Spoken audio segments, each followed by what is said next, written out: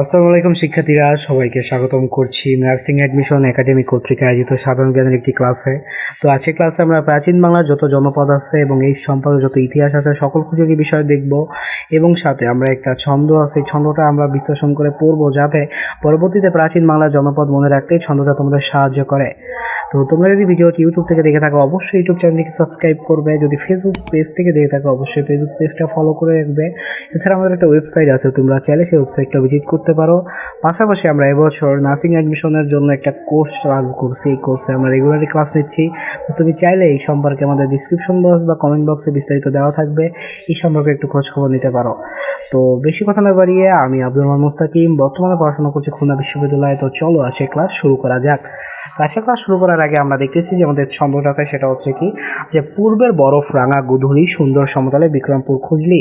আচ্ছা, পূর্বের বরফ রাঙা গোধূলি বিক্রমপুর খুঁজলি, এটার সাথে কেন একটা সাদৃশ্য বা কি মিল এখানে আমরা খুঁজে বের করব।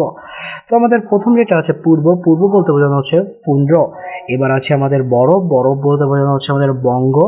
রাঙা, রাঙা অর্থ বোঝানো হচ্ছে রাত। এবার আমাদের গোধূলি, গোধূলি অর্থ হচ্ছে আমাদের গৌর। সমতট বা অর্থাৎ সুন্দর অর্থ বোঝানো হচ্ছে আমাদের সূক্ষ্ম। সমতট বোঝানো হচ্ছে আমাদের সমতল, অর্থাৎ সমতলের মানে হচ্ছে আমাদের সমতট বোঝানো হচ্ছে। বিক্রমপুর, বিক্রমপুর আর খুজলিটা জাস্ট হচ্ছে আমাদের এটার একটা মিলকরণের জন্য। তো আশা করি এই যেটা বললাম যে আমাদের পূর্বের বরফ রাঙা গোধূলি সুন্দর সমতলে বিক্রমপুর খুজলি, এটা আমাদের আরেকটু ক্লিয়ার হয়ে যাবে যখন আমরা ম্যাপটা দেখব। তো ম্যাপটা যখন আমরা অ্যানালাইসিস করতে বসবো, আমরা যদি একটু জুম আউট করি, তো এই হচ্ছে আমাদের প্রাচীন বাংলার যে ম্যাপ এইটা। তো এইটা আমরা একটু বিশ্লেষণ করি, সেটা হচ্ছে আমরা যেটা বললাম পুন্ড্র। পুন্ড্রের অবস্থান আপনারা দেখতেছেন যে সম্পূর্ণ এই যে অঞ্চলটা এটা হচ্ছে আমাদের পুন্ড্র। এবার আমার পুন্ড্রের পর কোথায় আছে গৌর, গৌর হচ্ছে পুন্ড্রের পাশাপাশি যে অঞ্চলটা এটা হচ্ছে গৌর। এটার কোথায় কি অবস্থান আমরা এটা পরবর্তীতে পড়বো। এরপর আছে আমাদের সূক্ষ্ম, এরপর আছে রার, এখানে দেখেন বঙ্গ, এখানে সমতট, এখানে হরিচের। এই প্রত্যেকটা জিনিসই আমাদের ম্যাপে দেওয়া আছে। তো ম্যাপটা কেন দেখানো হলো, ম্যাপটা অবশ্যই জিনিসটা যেহেতু আপনি সহজে ভিজুয়ালাইজ করতে পারেন, এবং একটা জিনিস যত সহজে আপনি ভিজুয়ালাইজ করতে পারবেন আপনার ততটা মনে রাখা সহজ। তো যে কোনো জিনিস পড়ার আগে অবশ্যই একটু ম্যাপটা দেখে নেবেন, ম্যাপটা দেখে নিলে আপনার ভিজুয়ালাইজেশন যে ক্ষমতা এটা বেড়ে যাবে। তো এরপরে আমরা চলে যাই এটার বিস্তারিত যে ব্যাখ্যা সেটাই।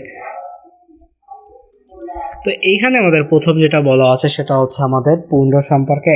তো পুন্ড্র সম্পর্কে যেটা প্রথম বলা হয়েছে সেটা হচ্ছে পুন্ড্রের অবস্থান, পুরীর অবস্থান কোথায়, বৃহত্তম বগুড়া, রাজশাহী, রংপুর, দিনাজপুর। অর্থাৎ আমরা দেখতে পাচ্ছি যে আমাদের যে ম্যাপটা, অর্থাৎ আমাদের এই যে ম্যাপটা, এই যে ম্যাপটার অবস্থান, অর্থাৎ এই ম্যাপে এই যে পুন্ড্রের অবস্থান এটা হচ্ছে বৃহত্তর বগুড়া, রাজশাহী, রংপুর, দিনাজপুর অঞ্চলেই আমাদের যে পুন্ড্রের অবস্থান এটার বর্তমানে অবস্থিত রয়েছে বা তখন ছিল। অর্থাৎ বর্তমানে না, অর্থাৎ বর্তমানের ম্যাপ অনুযায়ী এই অঞ্চলগুলো, কিন্তু তখন যে পুন্ড্রের অবস্থান সেটা হচ্ছে এটা। তো এরপরে আমাদের যেটা আছে সেটা হচ্ছে আমরা দেখে নিই, সেটা হচ্ছে আমাদের বাংলার সবচেয়ে প্রাচীন ও সমৃদ্ধ জনপদ। অর্থাৎ আমার যে পুন্ড্রটা এটা হচ্ছে সবচেয়ে প্রাচীন ও সবচেয়ে পুরাতন জনপদের ভিতরে অন্যতম। দেন হচ্ছে শাসন করছে মৌর্য গুপ্ত বংশ।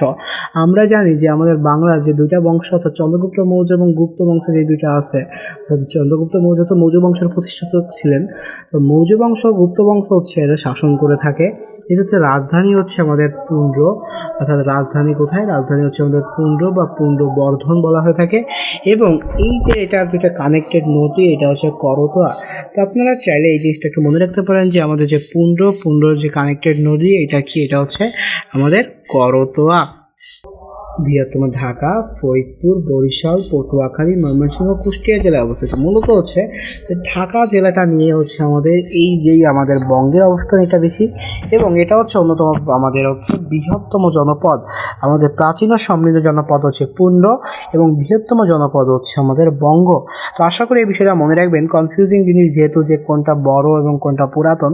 তো সবচেয়ে বৃহত্তম জনপদ হচ্ছে আমাদের বঙ্গ, আপনারা ম্যাপে দেখে নিয়েছেন এবং এই পিডিএফটা চাইলে আপনাদের কমেন্ট বক্সে দিয়ে দেওয়া হবে বা আমাদের ইনবক্স করবেন, অবশ্যই পিডিএফটা পেয়ে যাবেন। তো দেখে নিচ্ছেন যে এইখানে যে বলা হচ্ছে যে আমাদের বৃহত্তম জনপদ হচ্ছে বঙ্গ এবং পুরাতন এবং সমৃদ্ধ জনপদটা হচ্ছে পুন্ড্র। এরপরে যেটা আছে সেটা হচ্ছে আমাদের সমতট। তো সমতটের অবস্থান হচ্ছে আমাদের কুমিল্লা ও নোয়াখালী অঞ্চলে।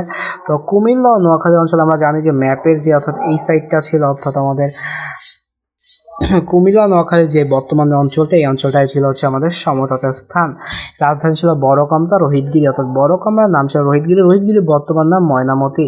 এটা কিন্তু খুব গুরুত্বপূর্ণ একটা কথা যে রোহিতগিরির বর্তমান নাম কি। সপ্তম শতকে এটা আসা হচ্ছে চৈনিক ব্রাজক হিউয়েনসাং। এই যে পরিব্রাজকদের নামটা মনে রাখতে হবে। পরিব্রাজকরা হচ্ছে মূলত এই অঞ্চলে আসে ধর্মপ্রচার এবং নিজেদের যে অর্থাৎ পর্যটন বা ধর্মপ্রচারের জন্যই মূলত পরিব্রাজকরা আসেন। তো তার ভিতরে হিউয়েনসাং অন্যতম, যিনি হচ্ছে চৈনিক বা চীনা নাগরিক ছিলেন। সমতট জনপদের অন্যতম নিদর্শন ছিল হচ্ছে শালবন বিহার, অর্থাৎ শালবন বিহার। এটা হচ্ছে আমাদের এই যে চৈনিকের অর্থাৎ চৈনিক তো না, এটা হচ্ছে সমতট যে জনপদ, এইটার অন্যতম একটা বৈশিষ্ট্য। এরপর যেটা আছে সেটা হচ্ছে গৌড়। তো গৌড়ের যেটা সেটা হচ্ছে গৌড় হচ্ছে চাঁপাইনবাবগঞ্জ, মুর্শিদাবাদ, মালদা, নদিয়া জেলা। আচ্ছা, এখানে একটা জিনিস খেয়াল করে দেখবেন, চাঁপাইনবাবগঞ্জ এটা হচ্ছে বাংলাদেশের জেলা, আর বাকি সবগুলো হচ্ছে কোথায়? সবগুলো হচ্ছে আমাদের ভারতের। তো এই যে ভারতের জেলাটা, অর্থাৎ আমাদের ভারতের যেই জেলাটা, অর্থাৎ আমাদের লিখি আমি ভারত। তো এই যে ভারতের এই তিনটা হচ্ছে আমাদের ভারতের অঞ্চল, আর এইটা শুধু হচ্ছে বাংলা, এটা হচ্ছে আমাদের বাংলা, বিডি লিখলে হয়ে যাচ্ছে। তো এটা হচ্ছে বাংলা জেলা। তো রাজধানী হচ্ছে কর্ণসুবর্ণ, রাজধানী কর্ণসুবর্ণ। গৌড়ের স্বতন্ত্র শশাঙ্ক, আমরা জানি যে শশাঙ্ক স্বাধীন বাংলার নরপতি ছিল, তিনি হচ্ছে গৌড়েরও নরপতি। এবং বাংলাদেশের একমাত্র জেলা চাঁপাইনবাবগঞ্জ, সেটা আমরা খুব আগেই বলছি যে একমাত্র জেলা যেটা হচ্ছে সেটা হচ্ছে চাঁপাইনবাবগঞ্জ। এরপরে যেটা আছে সেটা হচ্ছে আমাদের রার অঞ্চল সম্পর্কে আমরা বলছিলাম যে রার অঞ্চলটা হচ্ছে আমাদের অবস্থান হচ্ছে ভাগীরথী নদীর যে তীর, এখানে হচ্ছে রারের অঞ্চল। এবং এর অপর নাম হচ্ছে সূক্ষ্ম পড়ার সময় বলছিলাম যে রারের সাথে কানেক্টেড, অর্থাৎ রার অঞ্চলকে অনেক সময় সূক্ষ্ম বলা হয়, এবং সূক্ষ্ম বলেও একটা স্পেসিফিক অঞ্চল আছে। অর্থাৎ রারের পার্শ্ববর্তী আপনারা চাইলে ম্যাপে দেখতে পারেন, যে এই যে ম্যাপটা দেখতেছি আমরা, এইখানে দেখেন যে রার আর সূক্ষ্ম কিন্তু খুবই কানেক্টেড। রার আর সূক্ষ্ম অর্থাৎ এই দুইটা অঞ্চল, এই যে রার আর এই যে সূক্ষ্ম, এরা দেখেন এদের ভিতর কিন্তু একটা বর্ডার শেয়ার করা হয়েছে। তো এইটা হচ্ছে রার আর সূক্ষ্ম অনেকাংশে, এটা কিন্তু পার্মানেন্ট বর্ডার না। আপনারা দেখতে পাচ্ছেন এই যে বর্ডারগুলো আছে, এটা কিন্তু পার্মানেন্ট, কিন্তু এটা হচ্ছে এটা নিজেদের এলাকা বিভক্ত করার জন্য। তো অনেকাংশে রার ও সূক্ষ্মকে এরা একত্রে আলোচনা করা হয়, তো রার আর সূক্ষ্ম একসাথে কানেক্টেড করা হয়। এরপরে চলে যাব আমরা হচ্ছে আমাদের পরবর্তী অঞ্চল যেটা আছে সেটা হচ্ছে হরিকেল। হরিকেল কোথায় অবস্থিত? সিলেট, চট্টগ্রাম, পার্বত্য চট্টগ্রাম, অর্থাৎ আমাদের ডান সাইডের যেই জেলাগুলো আছে, অর্থাৎ আমাদের ডান সাইড বলতে তো আমি ম্যাপে দেখাচ্ছি আপনাদের, আমাদের হরিকেলটা হচ্ছে এই সাইডে, এই দেখেন হরিকেলটা এই অঞ্চল নেওয়া আছে, এই অঞ্চলটা নেওয়া আছে সিলেট, পার্বত্য চট্টগ্রাম, চট্টগ্রাম, এই যে অঞ্চলটা এটা হচ্ছে হরিকেলের অবস্থান। এবং স্ক্রিনটা বারবার রোটেট হচ্ছে, যার কারণে আপনাদের হয়তো বা কনস্ট্যান্ট মনোযোগ ব্রেক হচ্ছে, রেস্ট একটু কষ্ট করে মানিয়ে নেন। আচ্ছা, সব পূর্ব দিকে জনপদ, যেহেতু আমরা দেখালাম যে এই সাইডের যে জনপদগুলো ছিল ম্যাপে সব হচ্ছে আমাদের কি হরিকেলের অন্তর্ভুক্ত, তাহলে এটা সব কোন দিকের? পূর্ব দিকের। এটা কোন দিকের জনপদ? পূর্ব দিকের জনপদ। এরপর যেটা আছে সেটা হচ্ছে বাকেরগঞ্জ। বাকেরগঞ্জ কি? বাকেরগঞ্জ হচ্ছে বরিশাল, খুলনা, বাগেরহাট, অর্থাৎ খুলনা বাগেরহাট অঞ্চলে যদি আপনার নিয়ে প্রশ্ন করা হয় তাহলে আপনার এটা আসতে পারে। তো বাকেরগঞ্জ কোনটা? এরপর হচ্ছে বরেন্দ্র, গঙ্গা ও করতোয়া। আচ্ছা, আরেকটা জিনিস কিছু নদীর নাম আছে, এখানে ভাগীরথী, এখানে আছে গঙ্গা, করতোয়া। এই যে নদীগুলোর নাম আছে এইগুলো কিন্তু একটু স্পেসিফিকভাবে মনে রাখতে হবে, কারণ এই নামগুলো যদি আপনি মনে না রাখেন আপনার কিন্তু এই যে অর্থাৎ কিছু কিছু জিনিসের কি পয়েন্ট আছে বা মার্কার আছে, তো এইগুলোকে আমি বলি হচ্ছে মার্কার অন কালি দেবো। আপনার যদি লাল কালি দিয়ে আপনাদের দাগায় দেখাই, তো এটা হচ্ছে আমাদের মার্কার বলা থাকবে। কারণ কি মার্কার? কারণ আপনি এগুলো দেখলে মনে করতে পারবেন যে কোনটা কোন জনপদের ভিতর ছিল। আচ্ছা, এরপর লাস্টের দিকে কিছুগুলো আছে সেগুলো আমরা একটু দেখব। স্ক্রিনটিকে আর একটু ছোটো করা যাবে? হ্যাঁ, ছোটো করা যাচ্ছে। আচ্ছা, এটাই হচ্ছে লাস্ট, এটা দিয়েই আমাদের ভিডিও শেষ হয়ে যাবে। তো এরপর যেটা আছে সেটা হচ্ছে আমাদের বরেন্দ্র তো শেষ। এরপর সপ্তগাঁও আছে কোথায়? খুলনা ও বঙ্গোপসাগরের তীরবর্তী অঞ্চল। আচ্ছা, পাল রাজারা হচ্ছে, আমরা জানি যে স্থায়ী শাসন অর্থাৎ 400 বছর শাসন করে হচ্ছে পাল রাজারা। রাজা গোপালের নাম শুনছেন আপনারা হয়তো বা। তো এই রাজা গোপালের যে এদের যে পিতৃভূমি, অর্থাৎ এদের কেউ না কেউ কোথায় জায়গাতে আসা হয়েছে, অর্থাৎ এরা জন্মভূমি যেটা আপনার আমার জন্মভূমি, যে আমরা অনেকেই হয়তো বা একটা জেলা জন্মগ্রহণ করি। ধরেন কারো জন্ম ঢাকায়, সে এখন হয়তো বা ফরিদপুর বসবাস করে। কারোর জন্ম ধরেন আমার জন্ম এখন বাগেরহাট, আমি খুলনায় বসবাস করি। তো জন্ম বা পিতৃভূমি কিন্তু যার কারো যে কোনো জায়গায় হইতে পারে, অর্থাৎ জন্ম যেখানে সেটা তার পিতৃভূমি বা পিতার ভূমি। তো পালদের পিতৃভূমি হচ্ছে সপ্তগাঁও, যেটার অঞ্চল ছিল হচ্ছে খুলনা ও বঙ্গোপসাগরের আন্ডারে। এবং এটা তীরবর্তী অঞ্চল। এবার হচ্ছে বিক্রমপুর। আমরা পড়ার সময় পড়ছিলাম কিন্তু বিক্রমপুর, কিন্তু আমরা পড়ার সময় পড়ছিলাম নিউমনিকে। তো এটা মনে রাখতে হবে বিক্রমপুরের যে অবস্থান, অর্থাৎ বিক্রমপুরটা কোথায়, বর্তমান মুন্সিগঞ্জ জেলা এবং তার পার্শ্ববর্তী অঞ্চল হচ্ছে এই জনপদ গড়ে উঠেছে। আচ্ছা, last but not the least, এটা হচ্ছে কামরূপ। তো কামরূপ কি? এটা হচ্ছে ভারতের জলপাইগুড়ি, অর্থাৎ ভারতের জলপাইগুড়ি বলতে বোঝানো হচ্ছে কোনটা? নেক্সট, ভারতের জলপাইগুড়ি এবং আমাদের আসামের যে অঞ্চলটা আছে এটা হচ্ছে কামরূপ জেলা নিয়ে গঠিত হয়েছে।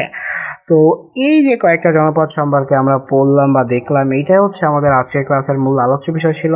তো আপনারা চাইলে পিডিএফটা আপনাদের দিয়ে দেওয়া হবে, বা আপনারা ইনবক্স করবেন, পেজে দিয়ে দেওয়া হবে। অবশ্যই মেপটা মনে রাখবেন, এবং অবশ্যই যে নিউমেরিকটা দিচ্ছি যে পূর্বের বড় রাঙা গুধুরি সুন্দর সমতলে বিক্রমপুর খুঁজরি।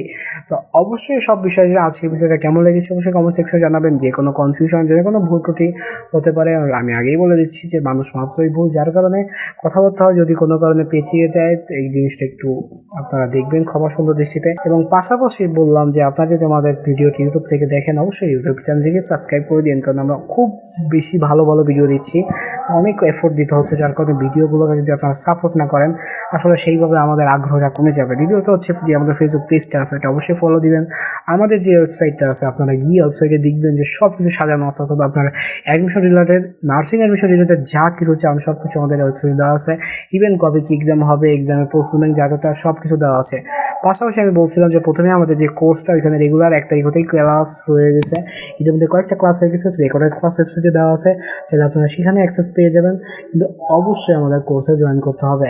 তো এই ছিল আজকে ক্লাসটি কেমন থাকবে অবশ্যই জানাবেন। দেখা হচ্ছে অন্য কোনো ক্লাসে। সেই অবধি সুস্থ থাকুন, সুন্দর থাকুন, নার্সিং অ্যাডমিশন একাডেমির সাথে থাকুন। আসসালামু আলাইকুম।